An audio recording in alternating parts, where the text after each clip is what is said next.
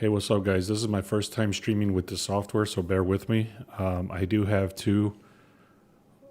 I do have two plays that I'm going to talk about, and actually, I'm gonna go through these because I'm a little bit backed up today. So I'm gonna go through these, and I'm gonna show you guys what I'm looking at. Okay, I do have some two batter props. I promised two of them yesterday, and then I just couldn't do it. So I'm gonna give you guys two of them for sure right in this video. Let me get started over here. So let's see. Again, this is the first time I'm streaming on this software. If anybody's here, let me know. Let me make sure on something. Okay, here we go. So if you guys can comment something, let me know that you're here. This is my first time streaming on this software, but I'm gonna go through three games, and then I'm gonna give you guys two batter props. So the three games I'm looking at, I'm more than likely gonna place the bet. I just want to make sure that I'm gonna go with it. So let me lower this down a little bit. All right. So yesterday, what happened was a 5-in-1 day. I gave away the Reds. That won, and then I talked about I was going to give away two batter props, and then, like I said, I got backed up, so I couldn't do it. But these were the two I was going to give away, which was Shohei Ohtani and Mookie Betts. You can see how high the odds were. They were actually even higher than that. So I was able to get this one live when they went up to bat and didn't get a hit. So then I was able to do that. And then the Tigers, I talked about that they were going to win. I took that as well. So the Reds to win and the Tigers to win. And then I also mentioned that you should look at the under. I was not going to touch the under. I didn't trust it because the line was way too high. At an 8.5, it didn't make sense to me, so I stayed away. But they ended up only scoring one run in the entire game. And then we have Ryan Mountcastle to get a hit, and then Michael Harris to get a hit. So again, it was a 5-in-1 day. The Reds, the two hitters, the Tigers, Ryan Mountcastle, and Michael Harris. So again, I mentioned that the Tigers were, if you were looking at the under, they ended up only scoring one run in the entire game. I didn't take that one, but that's the one I had mentioned. Now, this is something called a sharp edge. This is the tool that I use. If you want to check that out, that link is in the description. It first starts telling you what's strong here. So basically, it's telling you to look at the Brewers, the Blue Jays, the Phillies, and the Padres. There's a lot of details here. I'm not going to get into it. But if you wanted to start looking at this, I do have three teams I want to look at here. So let's see. Is anybody here? This is my first time looking at this software. I'm going to keep going with it. I don't know if anybody's here or not. It shows that there's nobody here. But I'll keep going with it. So give me 1 second here, actually.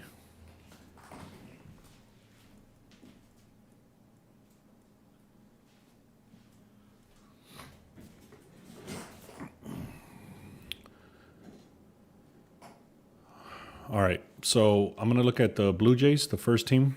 Blue Jays opened at a 152, and that's currently at a 154. They do have 88% of the bets, 97% of the money. So the money is coming in heavily towards the Blue Jays.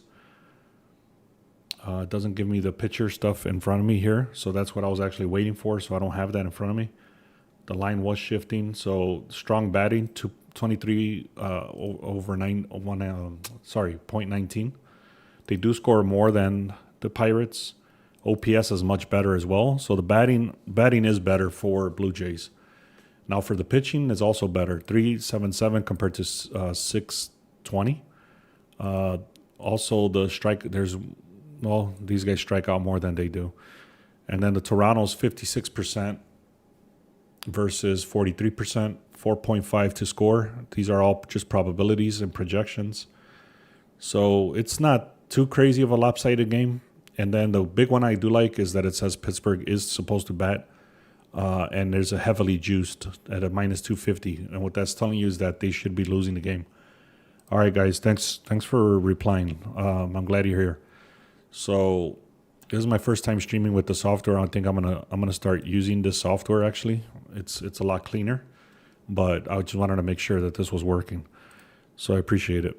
Pittsburgh, it says that they are supposed to be batting at a minus 250, which is heavily juiced. And I do like everything else. I already did the research on the other side with the pitchers and all that stuff too. So I am going to take the Blue Jays on the money line. That's going to be the first one I'm going with. I haven't placed my bets yet because I was backed up on making this this sharp edge for today. So, anyways, you can see there is a lot of contradictions here, but overall, the Blue Jays should win this game. The Pirates have been sucking a lot. All right, we got the Phillies over here. Let's take a look at the Phillies. Well, let's take a look at this massive pitching advantage. So Bassett is going to go over Oviedo, which is an 18 ERA compared to Bassett, which is ridiculous. I don't know what the games, how many games he played, and all that. However, when Toronto has played this team, they've gone 10-2 in the last 12. They do have a much better record, 74-53 versus 53-74. They're actually flip-flopped. And Toronto, they win 75% of the games when they're as a favorite. So today they're a favorite. So again, that just goes back to what I was saying about the Toronto Blue Jays. I'm going to be going with them. All right, now let's look at the Phillies. Let me go back to the Phillies here. Clear momentum edge. Phillies have won 3 straight games. Mariners have lost 4 straight games. Phillies are 63% when they're as a favorite. Mariners are struggling on the road. So there's fair value here. Let me go back into the Phillies. 136 compared to 140. 66% of the bets is coming in on the Phillies. So there's not a lot of line move. There's a very slight line move, and I can see why. Because 76% of the money is coming in on Seattle. So if you think about this, why, if this much money is coming in on Seattle, so then why is this line still shifting in the Phillies' direction? Okay, it doesn't make sense to me, because normally when that happens, it means that. So when that happens, it means that the sharp money is pushing the casino to move the line. I hope that makes sense. All right, so now we got Luis Castillo over here, 3.48 compared to Luzardo. So Luzardo's not great compared to Luis Castillo. Luis Castillo is actually better. Seattle does have a better bullpen, better pitching. 2.43, that's not great. OPS is not a big difference either. I don't think I'm going to go with this game. I don't like it. There's too many contradictions. It does say that it's a lopsided game because the Phillies are on a good streak and then the Mariners are on a bad streak. But the line doesn't tell me. It's not a big indication here. It's only 4 cents. And then the money is coming in heavily on Seattle. So I don't like it. Plus, Luis Castillo is better than Luzardo. And the bullpen is better. So I'm going to skip this game. Let me cross this out. And then I'm going to give you guys 2 batter props that I confirmed. So I am going to go with the Toronto Blue Jays for sure.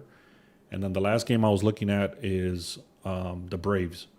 So the Braves started at a 184. Now it's down to a 180. That's actually going in the opposite direction. That's not good because 89% of the money is coming in on Atlanta. 86% of the bets is coming in on Atlanta. So why is the line shifting in the wrong direction? The only thing I can think about is that there's too much value lost already. So once a certain team hits a certain odd, like for example here it's 184, then there's enough value on the other side, which is the White Sox. So people are willing to risk getting a plus 168 enough where they're pushing the line the opposite direction, even though the money is coming in here. So that, to me, the line is very high for the Braves. So maybe that's why the line is shifting in the wrong direction. I don't like it. I don't have any other data here in front of me as far as the starting pitchers. I did look at other stuff. I don't have it in front of me, but they do score more. They do have better batting average. They do have a better OPS. And then the pitching is horrible compared to the White Sox. So it does say Atlanta's supposed to win this game, 68% chance. And then it does say that they're supposed to be batting in the 9th. So I don't like this. There's too many contradictions here. You might want to look at Atlanta if you want, just to kind of fade the White Sox, but I'm not going to touch it. Last two times you said that I went the opposite and won, and Seattle for me. Good luck, man. If you're going to fade me, that's cool. I'm glad you're doing it. So go ahead, keep doing that. All right. So the two batters that I was looking at for today is going to be, let's see. Give me a second.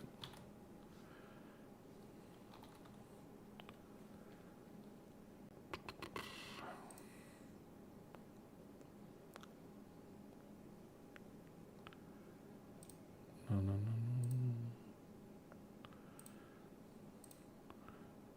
no. All right. So where is this? Trey Turner is the first one. Sorry, this thing takes forever to load.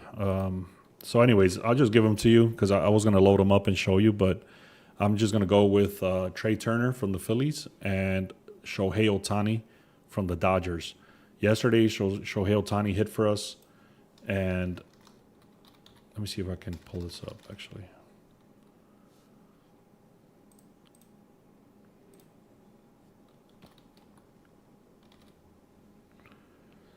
So Trey Turner, he hasn't came up too many times, but he is decent.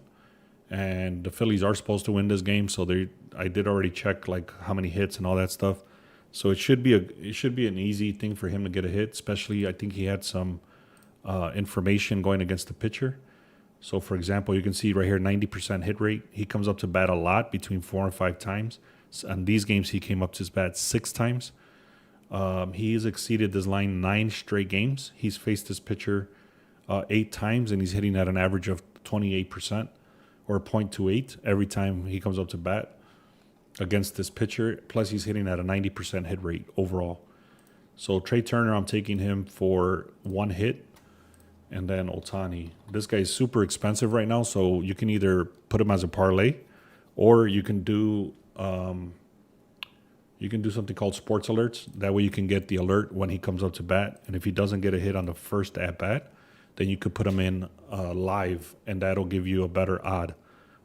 So anyways, 90% hit rate. You can see how many hits he's gotten. In the last 10, he's facing this horrible dude Gordon with a 7.9 ERA. Comes up to bat between 5 and 6 times. And he has hit this line 16 out of the last 17 games. If you haven't done so, guys, make sure you go to the link in the description and click on free picks if you haven't done so. Anyways, I've already done the research as far as the hit graph here, meaning where the pitcher pitches, this guy tends to hit. Same thing with Trey Turner. So I hope that makes sense, guys. Let me know if you have any questions. I'll be on here for a few more minutes. Otherwise, go to the link in the description and click on free picks. Also, check out the Sharp Edge. The link is also in the description for this.